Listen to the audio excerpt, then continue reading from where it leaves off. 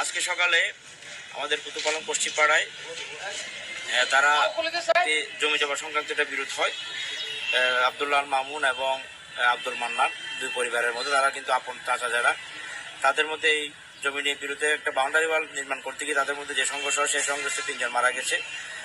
বিশেষ করে এখানে সকালবেলা অর্থাৎ 10টার দিকে তারা একটা বাউন্ডারি নির্মাণ করতে গিয়ে তাদের দুপক্ষের মধ্যে সংঘর্ষ হয়।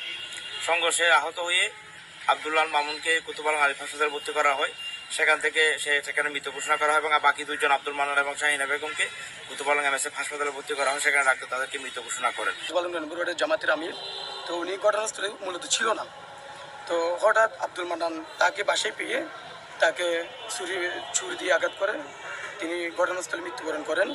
এবং সে সাথে আবদুল্লাহ হুজুরের যারা ভাই ছিল তারা খবর জানতে পেরে তারা ঘটনাস্থলে আসছে, তারপর ওই মান্নানকে আক্রমণ করে, মান্নানও ঘটনাস্থলে মৃত্যুবরণ করে।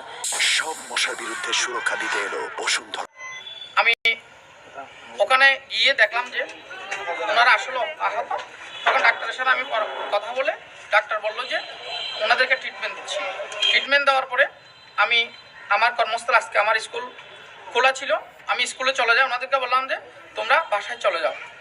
পরবর্তীতে ওনারা থানা হয়ে বাসায় যখন আসে তখন ছাড়া উতরা হয়ে, বিশেষ করে এরা ছিল 7 ভাই, ওনার বাবা নাজির হোসেন এবং এরা সবাই মিলে একজন আব্দুল মান্নান ওনাকে আবার তাড়াও করছে যে তুমি থানায় গেছো কেন, তুমি থানায় গেছো কেন, এই বলে মান্নানকে আবার কি করে আঘাত করে। উপর্যুপরি 7 জন 8 জনই তারা কি করে আঘাত করে।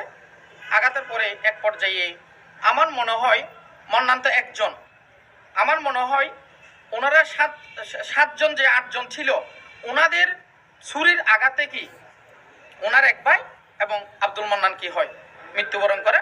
এই যে বোন শাহেনা, উনি শাশুড় বাড়ি থেকে ঈদে বেড়াতে আসছে, ওনাকেও কি করা হয়, মেরে ফেলা হয়।